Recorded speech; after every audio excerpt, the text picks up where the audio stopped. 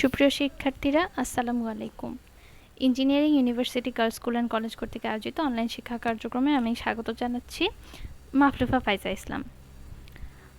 আমার দশম শ্রেণীর শিক্ষার্থীরা, আমাদের আজকের লেকচারের টপিক হচ্ছে ঢাকা বোর্ড 2020-এর ইংলিশ ফার্স্ট পেপারে কোয়েশ্চেন সলভিং। তো এর আগে আমরা বিভিন্ন বোর্ড কোয়েশ্চেন সলভ করেছি। আজকে আমরা করব 2020 সালে ঢাকা বোর্ডের ইংলিশ ফার্স্ট পেপার কোয়েশ্চেনটা। ঠিক আছে, এখানে আমরা দেখতে পাচ্ছি সিন প্যাসেজে এসেছে মে ডে। তো চলো দেখি এখানে কি আছে। May Day or international workers day is observed on May 1st all over the world today to commemorate the historical struggle and sacrifices of the working people to establish an 8-hour workday. It is a public holiday in almost all the countries of the world. Since the Industrial Revolution in 18th and 19th centuries in Europe and the US, the workers in mills and factories had been working a long shift, 14 or even more hours a day. On May 1st in 1886, inspired by the trade unions, half of the workers at the McCormick Harvester Company in Chicago went on strike, demanding an 8-hour workday. 2 days later, a workers' rally has held near the McCormick Harvest Company, and about 6,000 workers joined it. The rally was addressed by the labor leaders. They urged the workers to stand together, to go on with their struggle and not to give in to their bosses. Just at this moment, some strike breakers started leaving the meeting place. The strikers went down the street to bring them back. Suddenly, about 200 policemen attacked them with clubs and revolvers. One striker was killed instantly, 5 or 6 others were seriously wounded, and many of them were badly injured. The events of May 1st, 1886 is a reminder that workers will continue to be exploited until they stand up and speak out to gain better working conditions, better pay and better lives. আচ্ছা, এখানে তোমাদের already এটা পড়া হয়েছে, সবাই জানো এখানে May Day নিয়ে কথা বলা হচ্ছে। ওইটার ইতিহাসটা এখানে সংক্ষেপে তুলে ধরা হয়েছে যে 18-19 শতকে ইন্ডাস্ট্রিয়াল রেভলিউশন বা শিল্প বিপ্লবের কারণে ইউরোপ এবং আমেরিকাতে শ্রমিকদেরকে প্রচুর খাটতে হতো। মানে 24 ঘন্টার দিনে তাদেরকে 14 ঘন্টা এমনকি তারও বেশি সময় টানা কাজ করতে হয়েছে। তো এই জন্য 1886 সালে তারা হচ্ছে ট্রেড ইউনিয়নের মাধ্যমে, মানে ট্রেড ইউনিয়ন থেকে ইন্সপায়ার হয়ে বা উৎসাহিত হয়ে তারা ম্যাককর্মিক হারভেস্ট কোম্পানির যে শ্রমিকরা শিকাগোতে, সেখানে তারা কি করলো, একটা আন্দোলন করলো বা স্ট্রাইক মানে কর্মবিরতি দিল, যেখানে তারা দাবি করলো যে 8 ঘন্টার একটা ওয়ার্ক ডে বা শিফটটা যেন কমিয়ে আনা হয় এটা। তো 2 দিন পরে এখানে র্যালি তারা শুরু করলো, সেখানে তারা শান্তশিষ্টভাবেই র্যালি করছিল। প্রায় 6,000 ওয়ার্কার বা শ্রমিক এখানে জয়েন করে। তারপরে হচ্ছে সব যারা লেবার লিডার্স ছিল, শ্রমিক নেতা ছিল, তারা সবাইকে রিকোয়েস্ট করলো বা সবাইকে অনুপ্রাণিত করার চেষ্টা করলো তারা যেন তাদের বসদের কথায় বা মালিক পক্ষের কথায় যেন হার না মেনে যায়। ঠিক আছে, তারা যেন সবাই একসাথে থাকে, স্ট্যান্ড ইউনাইটেড। ঠিক আছে, তারা একসাথে থাকার জন্য বলতে লাগলো। তো এর মধ্যে কিছু মানুষ কি করলো, স্ট্রাইক ব্রেকার এরকম কিছু মানুষ তারা মিটিং প্লেস ছেড়ে সরে যেতে লাগলো। আরও কিছু শ্রমিক করলো কি, ওদেরকে নিয়ে আসার জন্য চলে গেল। তো দেখে এরকম মনে হচ্ছিল যেন একটা বিশৃঙ্খলা হচ্ছে বা কিছু। ওই সময় হঠাৎ করে 200 পুলিশের মানে একটা পুলিশ বাহিনী তাদের উপর হামলা করলো। ক্লাব বলতে পুলিশের যে লাঠি আছে সেটা বোঝায়। ওই লাঠি দিয়ে, রিভলভার দিয়ে একযোগে আক্রমণ চালানো হলো। তো ওই ঘটনাস্থলে একজন শ্রমিক মারা যায় এবং আরও অনেকে আহত হয় এবং কেউ কেউ খুব বাজেভাবে আঘাতপ্রাপ্ত হয়। তো তাদের এই যে একটা ত্যাগ বা তারা এই যে হচ্ছে আন্দোলন সূচনা করেছিল একটা, এবং তার ধারাবাহিকতাতেই কিন্তু আমরা বর্তমানে 8 ঘন্টা কাজের যে বিষয়টা সেটা দেখতে পাই, এবং 8 ঘন্টার বেশি কাজ করলে সেটা ওভারটাইম যে মজুরি সেটা দেওয়া হয়। ঠিক আছে, তো তাদের স্যাক্রিফাইসের এবং পরবর্তীতে এটা এখানে ভাবে লেখা নাই, পরবর্তীতে যারা শ্রমিক নেতা ছিল, যারা এই আন্দোলন সংগঠিত করেছিল, তাদেরকে কিন্তু অনেক শাস্তি দেওয়া হয়েছে। ঠিক আছে, মানে আইন শৃঙ্খলা ভঙ্গকারী হিসেবে বা একটা বিশৃঙ্খলা সৃষ্টিকারী হিসেবে এইসব নানান অজুহাতে তাদের কিন্তু পরবর্তীতে অনেক শাস্তি দেওয়া হয়েছে। তো তাদের ত্যাগের বিনিময়ে কিন্তু আজকে সারা বিশ্বে যত শ্রমিক আছে বা ইভেন যে কোনো ধরনের পেশার সবাইকে তো আর একভাবে শ্রমিক হিসেবে আখ্যায়িত করা হয় না, কিন্তু সবার জন্যই যেই কাজের সময়সীমা বা বিভিন্ন সুযোগ সুবিধা এখন যে অফিস থেকে প্রোভাইড করা হয় সেটা শুরু হয়েছিল কিন্তু এই আন্দোলন থেকে। ঠিক আছে, মানে আন্দোলন আরও হয়েছে কিন্তু এখানে হতাহত বা এটা খুব একটা স্ট্রাইকিং পর্যায়ে গিয়েছিল। এই জন্য এই ঘটনাকে কমেমোরেট করার জন্য বা স্মরণ করার জন্য সারা বিশ্বে 1 মে শ্রমিক দিবস হিসেবে ছুটি দেওয়া হয় বা পালন করা হয়। ঠিক আছে, এরপরে যেটা আছে এখানে দেখো এমসিকিউ দেওয়া। এমসিকিউতে এখানে কি বলছে, হিস্ট্রিক্যাল মিনস এখানে কি কি আছে বলো তো? হিস্ট্রিক্যাল মানে কি দেওয়া আছে? ট্র্যাডিশনাল আছে, প্রিমিটিভ আছে, ইনসেপশন আছে, হিস্টোরিক আছে। তো আমরা এখানে বুঝতেই পারছি এটা আসলে হিস্টোরিক যেটা সেটা হবে অ্যান্সারটা। আচ্ছা, কারণ বাকিগুলো আসলে এখানে আমাদের সাথে মিলে না, তাই না? May Day events occurred in dash century, এটাও হবে হচ্ছে 19th সেঞ্চুরি। কারণ দেখো এখানে সালটা কত দেওয়া আছে, 1886। তার মানে 1801 থেকে ওটাকে আমরা কি ধরবো, 19 শতক ধরবো। তার মানে এটা 19th সেঞ্চুরি হবে। The police attack the strike on, এটা কি হবে, মে 3rd হবে। ঠিক আছে, কারণ দেখো মে 1স্টে হচ্ছে তারা আন্দোলনটা শুরু করেছিল এবং তার 2 দিন পরে যে র্যালিটা হয়েছিল সেখানে গুলি করেছিল। তার মানে এটা মে 3rd হবে। এই জিনিসগুলো তোমরা একটু খেয়াল করবে, এখানে কিন্তু সরাসরি মে 3rd এর কথা লেখা নাই, 2 দিন পর এভাবে লেখা আছে 2 days later। আচ্ছা, তারপর দেখো ক্লাবস অ্যান্ড রিভলভার্স ওয়ার ইউজড আপন, কাদের উপরে বলো তো? এখানে হবে হচ্ছে স্ট্রাইকার্স, তাই না? যারা আন্দোলনকারী ছিল তাদের উপরে এটা ইউজ করা হয়েছিল। মানে এরপরে দেখো the workers demand was to dash work time, reduce work time. কারণ তারা এত লম্বা শিফটে কাজ করত যে অতক্ষণ মানুষ আসলে কাজ করাটা খুবই অমানবিক, মানে অসহনীয় ব্যাপার হয়ে দাঁড়ায়। এই জন্য তারা ওয়ার্কিং আওয়ারটা রিডিউস করার জন্য বারবার অনুরোধ করছিল, কিন্তু ভাবে হয় না। পরে তারা আন্দোলনে নেমেছে এবং লাস্টে যে কথাটা ছিল যে এইটা হচ্ছে একটা রিমাইন্ডার শ্রমিক শ্রেণীর জন্য যে তারা ততদিন পর্যন্ত শোষিত হবে বা এক্সপ্লয়েটেড হবে যতদিন পর্যন্ত না তারা একসাথে হবে, একাঠা হবে এবং আন্দোলন না করবে, নিজেদের সুযোগ সুবিধার জন্য কথা না বলবে, ততদিন তাদেরকে শুধু শোষণই করা হয়ে যাবে। আচ্ছা, এরপর দেখো এফ কি বলছে, to stop exploitation workers should not express, এখানে 3 নাম্বারটা হবে স্পিক মেকলি, মানে খুব আস্তে কথা বলা, সেটা কথা বলা উচিত না। কারণ যদি এক্সপ্লয়টেশন বন্ধ করতে হয় বা শোষণ বন্ধ করতে হয় তাহলে they have to express their opinion in public, rule out any unfair condition by their bosses, think of their privilege. মানে এই 3টা কাজ করতে হবে, বাকি একটাই থাকছে সেটা হচ্ছে স্পিক মেকলি, মানে নরম সুরে কথা বললে বা আস্তে আস্তে কথা বললে এটা হবে না। তারপরে দেখো and not to give in to their buses. আচ্ছা, গিভ ইন মানে কিন্তু হার মেনে যাওয়া, ঠিক আছে? গিভ আপ মানে হাল ছেড়ে দেওয়া, গিভ ইন মানে হার মেনে নেওয়া। তো এখানে বলছে গিভ ইন মানে কি, জি নাম্বারটা দেখো, অ্যাগ্রি টু স্টপ স্ট্রাগলিং, এটা আমরা বলতে পারি, কারণ বাকিগুলো আসলে মিলছে না। Dominate, agree to, continuing struggling বা রিফিউজ একটাও মিলে না। রিফিউজ এখানে হচ্ছে শুধু অ্যাগ্রি টু স্টপ স্ট্রাগলিং এটা হয়, মানে হার মেনে নেওয়া বা কোনো একটা কিছু এখানে মানে শুনে অ্যাগ্রি টু স্টপ স্ট্রাগলিং মানে সংগ্রাম করা বা কোনো একটা প্রতিবন্ধকতার এগেনস্টে লড়াই করাটা ছেড়ে দেওয়া, given.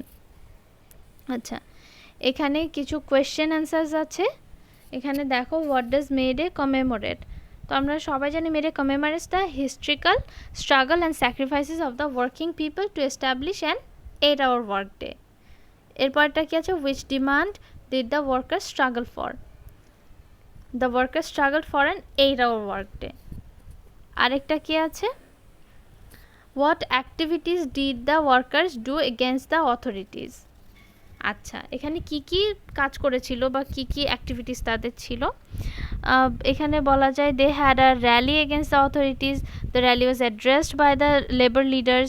The labor leaders urged the workers to stand together to go on with their struggle and not to give in to their bosses. ঠিক আছে, এইটুকু আমরা বলতে পারি, কারণ আর খুব বেশি কিছুর এখানে কথা মেনশন করা নাই, যতটুকু আছে আমরা অতটুকুই দিব। তারপর ই নাম্বার দেখো, why is the event of May 1st 1886 a reminder for the workers? এখানে বলা যায় the event of May 1st 1886 is a reminder for the workers as it teaches them to stand up and speak out to gain better working conditions, better pay and better lives if they are exploited. ঠিক আছে, exploited দিতে পারো, এখানে অপ্রেসডও দিতে পারো। ঠিক আছে, oppressed মানেও জোর করে শোষণ করা বা জোর করে দমিয়ে রাখা, সেটাই বোঝায়। তো এখানে তোমরা সিনোনিম ইউজ করতে পারো। বা এখানে বারবার এই যে better pay, better payment, better lives এভাবে না বলে better working conditions and facilities এভাবেও তোমরা বলতে পারো। আচ্ছা, এইবার দেখো, এইবার হচ্ছে একটা, এটাও সিন প্যাসেজ, এখান থেকে একটা উইদাউট ক্লুজ আসছে। Fish population is in serious danger from global warming. Climate change is increasing the water temperature in rivers, lakes and seas.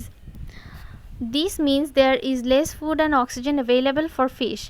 It also means the fish may not grow fully and may have fewer offsprings.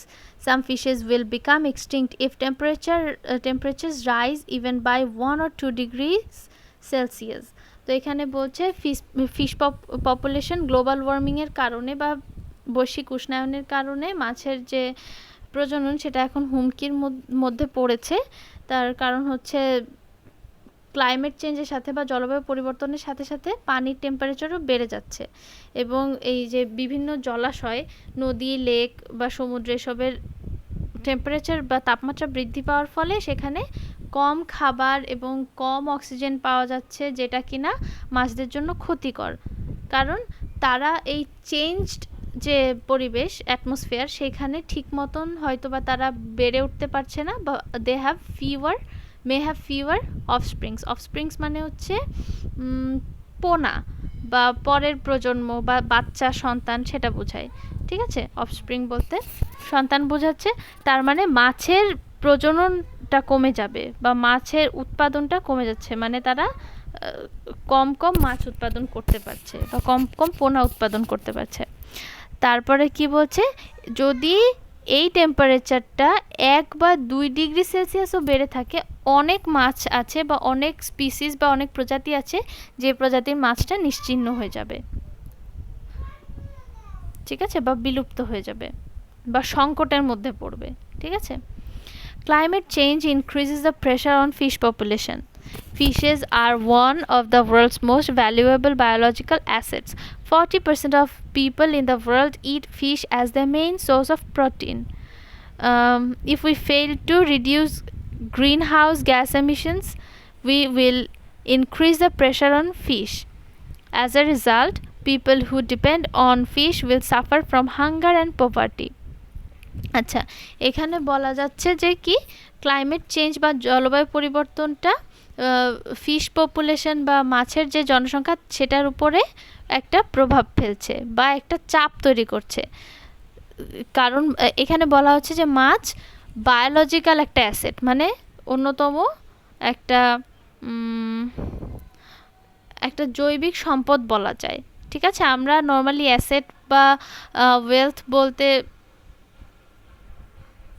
Non living থিংসকেই বুঝি, আমাদের বাড়ি ঘর, তারপর অন্যান্য যে resource আছে, খনিজ সম্পদ আছে, সেগুলোকে বুঝি। কিন্তু বায়োলজিক্যাল অ্যাসেট বা জীবিত যে সম্পদগুলো আছে তার মধ্যে সবথেকে ভ্যালুয়েবল হচ্ছে মাছ বা মৎস্য সম্পদ। তো বলছে সারা বিশ্বের প্রায় 40% মানুষ আছে যারা প্রোটিনের প্রধান উৎস হিসেবে মাছ খেয়ে থাকে। আমরা যদি গ্রিন হাউস গ্যাস এমিশন বা গ্রিন হাউস গ্যাস নির্গত হওয়ার এই বিষয়টাকে রিডিউস না করতে পারি, কমাতে না পারি, তাহলে এটা মাছের উপরে ক্রমাগত একটা চাপ তৈরি করবেই। এর ফলে যারা কিনা যেসব মানুষ এই মাছগুলোর উপর নির্ভরশীল তারা হচ্ছে হাঙ্গার মানে ক্ষুধা এবং দারিদ্র্যের ফলে মানে সাফার করবে বা তারা খুব কষ্ট পাবে। আচ্ছা, এইখানে বলছে it is dash from the passage that global warming is dash great threat for fish population. আচ্ছা, তো এইখানে আমরা বলতে পারি যে ইট ইজ নোন বলতে পারি বা ইট ইজ ক্লিয়ারও বলতে পারি, মানে এটা সুস্পষ্ট বা এটা থেকে মানে এটা জানা হয়েছে যে, তো সেই ক্ষেত্রে ইট ইজ নোন বলতে পারি, নোন ফ্রম দ্য প্যাসেজ বা it is clear from the passage that global warming is dash great threat. আচ্ছা, এখানে একটা আর্টিকেল বসবে কারণ থ্রেটের অ্যাডজেক্টিভ তো এখানে বসেই গিয়েছে গ্রেট, তো এটার আগে একটা আর্টিকেল বসবে, warming is a great threat for fish population. তারপরে সি নাম্বার দেখো, dash for global warming food production and oxygen dash in water decreases. তো এখানে আমরা বলতে পারি বিকজ অফ গ্লোবাল ওয়ার্মিং, ঠিক আছে, কারণ গ্লোবাল ওয়ার্মিংয়ের কারণে এটা বোঝাচ্ছে। এছাড়া ডিউ টুও হতে পারে, তো যাই হোক বিকজ অফটা দিলেই ভালো, because of global warming food production and oxygen. D নাম্বারটা আমরা বলতে পারি যে অক্সিজেন সাপ্লাই, ঠিক আছে, বা অক্সিজেন অ্যাভেলেবিলিটিও বলা যায়, মানে অক্সিজেন সাপ্লাইটা কমে যাচ্ছে, পানিতে অক্সিজেন সাপ্লাইটা কমে যাচ্ছে। As a result some fish may be extinct, এখানে বলা যায় যে সুন মানে খুব দ্রুতই এটা কী হয়ে যাবে, বিলুপ্ত হয়ে যাবে।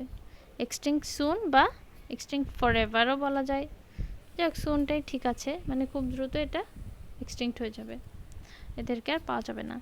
আচ্ছা, এটা হচ্ছে তোমাদের unseen প্যাসেজটা। Neil Armstrong commanded the Gemini 8 mission and became the first human to walk on the moon as commander of Apollo 11. He was born in Wapakoneta, Ohio on August 5, 1930. He received a Bachelor of Science degree from Purdue University and a Master of Science degree from the University of Southern California. Astronauts Neil A. Armstrong, Buzz Aldrin and Michael Collins launched the mission to the moon with Apollo 11 on July 16 and landed on the moon on July 20, 1969. Neil A. Armstrong first stepped onto the surface and then Aldrin. They explored the surface and gathered moon rocks for over 2 hours. After exploring the surface, they rejoined Collins in the orbiting mothership. Neil Armstrong died on August 2012. তো এখানে চাঁদে যাওয়ার যে বিষয়টা, প্রথম চাঁদে পদার্পণকারী মানুষ Neil Armstrong, ওনার বিষয়ে একটু বলা হয়েছে। ওনার সাথে বাজ অল্ড্রিন এবং মাইকেল কলিন্স নামে আরও দুজন নভোচারী ছিলেন। অল্ড্রিন ওনার সাথে চাঁদে নেমেছিলেন এবং মাইকেল কলিন্স যে উনি হচ্ছে অ্যাপোলো 11 মানে উনি ওই সময় দায়িত্বে ছিলেন যে ওনারা বাকি দুজন যখন চাঁদে নামবে তখন উনি এখানে বসে কন্ট্রোল করবেন বা সব কিছু খেয়াল রাখবেন। তো এখানে বেসিক্যালি নীল আর্মস্ট্রংয়ের ব্যাপারেই বলা হয়েছে, উনি কোথায় জন্মগ্রহণ করেছেন, ইউনিভার্সিটিতে কী নিয়ে পড়াশোনা করেছেন এবং কত সালে উনি মারা গিয়েছেন। আর চাঁদে ওই সময়টা কী হয়েছে সেটা ব্যাপারে 2-1 লাইন বর্ণনা আছে। আচ্ছা, এইখানে তোমাদের এই মানে টেবিলটা কমপ্লিট করতে হবে। তো শুরুতে দেখো, তোমরা সবাই জানো এখানে জাস্ট এই নাম্বারগুলো বসে তোমরা অ্যান্সার লিখে দিলেই চলবে। এখানে বর্ন নীল আর্মস্ট্রংয়ের ব্যাপারে বলা হচ্ছে, জানতে চাওয়া হচ্ছে তার জন্ম সময়টা কোন সময় বা জন্ম সালটা কত। তো এখানে দেওয়াই আছে, আমরা দেখতে পাচ্ছি August 5, 1930 মানে 5th August 1930। তারপর বি নাম্বারটা মানে 2 নাম্বারটা কী আছে, রিসিভড বিএসসি রিসিভড করেছে, বিএসসি ডিগ্রি কোথা থেকে পেয়েছে, পার্ডিউ ইউনিভার্সিটি, এটাও দেওয়া আছে। তারপর লেফট ফর দ্য মুন, ওইটা কত সালে বা কোন সময়ে বের হয়েছে তারা, অন July 16, এটা কত 1969, ঠিক না, এই সময় বলা আছে যে ওনারা এই দেখো on July 16 and landed on the moon. আচ্ছা, তারা 4 দিনে গিয়ে ওখানে পৌঁছেছে, মানে 20 তারিখে পদার্পণ করেছে, কিন্তু ওনারা যাত্রা শুরু করে হচ্ছে 16 জুলাই। আচ্ছা, এরপরে কি দেখো, ডাইডটা একদম লাস্ট লাইনে বলা আছে 25th August 2012, ঠিক আছে। এই আর 5 নম্বরে বলা আছে একটা সামারি লিখতে প্যাসেজের। তো সামারিটা এটা সবাই নিজের মতন করে লিখবে। সামারি খুব বেশি বড় করার দরকার নাই, কারণ প্যাসেজটা নিজেই ছোট। তোমরা এটা খেয়াল রাখবে লিখতে লিখতে যেন এত বড় না হয়ে যায় যে প্যাসেজের থেকে তোমাদের সামারি বড় হয়ে যাচ্ছে, কেমন? এটা একটু খেয়াল রাখবে সবাই। আচ্ছা, এখানে আরেকটা আছে, টেবিল আছে। এখান থেকে আমাদের 5টা মানে পার্ট নিয়ে 5টা মিনিংফুল সেন্টেন্স তৈরি করতে হবে। তো এ নাম্বারে দিচ্ছে ডেমোক্রেসি মিনস। ডেমোক্রেসি মিনসের সাথে সামঞ্জস্যপূর্ণ দুটো অংশ এখানে খুঁজে নিতে হবে। যেহেতু ডেমোক্রেসি একটা সিস্টেম, কাজে আমরা বলতে পারি কলাম বি থেকে 2 নাম্বারটা আগে আসবে। ডেমোক্রেসি মিনস আ সিস্টেম, এপাশে 3 নাম্বারটা অফ গভর্নমেন্ট, ঠিক আছে। Democracy means a system of government. তারপর বি নাম্বারটা কি? ইট অ্যালাউস ফ্রিডম, এই যে এখানে কলাম বি এর 3 number, of speech, religion. Column C থেকে আসবে অ্যান্ড পলিটিক্যাল ওপিনিয়ন্স। মানে ডেমোক্রেসি হচ্ছে বাক স্বাধীনতা, ধর্মীয় স্বাধীনতা এবং রাজনৈতিক মতামত প্রকাশের স্বাধীনতা প্রদান করে থাকে বা অ্যালাউ করে, ঠিক আছে। সি নাম্বারটা বলছে ইট মিনস, এটার মানে কি? ইট মিনসের সাথে আসলে যে কোনোটাই হতে পারে, মানে ইট মিনস ইলেকশন হতে পারে, দেয়ার রিপ্রেজেন্টেটিভ হতে পারে, ফেয়ার অ্যান্ড ইকুয়াল হতে পারে। তো এখানে ফেয়ার অ্যান্ড ইকুয়াল দিব, কারণ এটার সাথে মিলিয়ে পরেরটা হয়। It means fair and equal treatment for citizens, মানে সব সুবিধা দিচ্ছে, মানে নাগরিকদের সমানভাবে ট্রিট মানে করার যে প্রবণতা সেটা প্রকাশ পাচ্ছে। তারপর দেখো পিপল ইলেক্ট, মানুষ কি করে? People elect their representatives directly in a democratic country, মানে মানুষ সরাসরি ভোট দিয়ে তাদের যে সমস্ত ক্যান্ডিডেটকে পছন্দ তাদেরকে নির্বাচন করে দেশ চালানোর জন্য। তারপরে ফ্রি অ্যান্ড ফেয়ার, আর বাকি আছে একটা, free and fair election is the pre condition of democracy. তো গণতন্ত্রে যদি সঠিকভাবে ভোট না হয়, সেটা যদি ফেয়ার না হয়, তাহলে আসলে আর কিছু থাকে না। এই জন্য গণতন্ত্রের পূর্ব শর্তই হচ্ছে কি? ফেয়ার ইলেকশন, ঠিক আছে, ফ্রি অ্যান্ড ফেয়ার ইলেকশন। আচ্ছা, এই তো আমরা চলে এসেছি এইখানে। তোমরা সবাই দেখতে পাচ্ছ যে একটা কোয়েশ্চেন অ্যান্সারিং প্যারাগ্রাফ আছে এখানে। এই প্যারাগ্রাফটা বলছে ট্রি প্লান্টেশন। এখানে 5টা প্রশ্ন আছে, 6টা প্রশ্ন আছে, এগুলো অ্যান্সার করে তোমাদের প্যারাগ্রাফ লিখতে হবে। পাশাপাশি যেটা করতে হয় যে শুরুতে এবং শেষে, মানে শুরুতে ইন্ট্রোডাক্টরি কিছু সেন্টেন্স, 2-1 সেন্টেন্স লিখতে হয় এবং লাস্টে কনক্লুডিং স্টেটমেন্ট দিতে হয় একটা। আর মাঝখানে মোটামুটি এই কোয়েশ্চেনগুলো যদি তোমরা অ্যান্সার করো, তাহলে প্যারাগ্রাফের একটা শেপ চলে আসবে। তো তোমরা লেখার সময় যেটা কি করবে, একটু অ্যাকিউরেট লেখার চেষ্টা করবে, অর্থাৎ স্পেলিং মিস্টেক এগুলো যেন না হয়। তারপরে তোমরা যে লিখছো সেই সেন্টেন্সগুলো যেন প্রপার সেন্টেন্স হয়। তোমরা এখন বড় হয়েছো, কাজেই তোমরা সিম্পলের সাথে সাথে কমপ্লেক্স, কম্পাউন্ড এই সমস্ত সেন্টেন্সও লিখতে পারো। তাহলে কি হবে যে একটা সেন্টেন্সের মধ্যে মানে অনেক রকমের ভাব তুমি একসাথে প্রকাশ করতে পারছো, ঠিক আছে, মানে কয়েকটা কথা। আর এটাতে ভ্যারিয়েশনও আসবে, কাজেই তোমাদের লেখাটাও আর একটু রিচ হবে। তবে কমপ্লেক্স কম্পাউন্ড সেন্টেন্স বানাতে গিয়ে এমন কোনো সেন্টেন্স লিখে দিবে না যেটা আর মিনিংফুল হয় না। অনেকে দেখা যায় একটা সেন্টেন্স শুরু করে, ওটাকে কমপ্লেক্স বানায় বা কম্পাউন্ড বানায়, বড় করতে করতে লাস্টে শুরুতে আর শেষের মধ্যে যে সামঞ্জস্য সেটাই থাকে না। কাজে এই বিষয়টা সাবধান। পরেরটা দেখো, একটা স্টোরির কথা বলা হচ্ছে, একটা সুইটেবল টাইটেল দিতে হবে এবং একটা স্টোরি লিখতে হবে। এটা রবার্ট ব্রুসের স্টোরি। তোমরা সবাই জানো যে ওই মাকড়সার অ্যাটেম্প্ট দেখে উনি অনুপ্রাণিত হন এবং বারবার হেরে যাওয়ার সত্ত্বেও 7ম বারের চেষ্টায় উনি আবার নিজ দেশে ফিরতে সক্ষম হন। সেখানে যে দখল করে নিয়েছিল ইংল্যান্ডের রাজা, তাকে হারিয়ে উনি কিং এডওয়ার্ড ওয়ানকে হারিয়ে আবার উনি নিজ দেশের ক্ষমতায় যেতে সক্ষম হন, এই রবার্ট ব্রুস।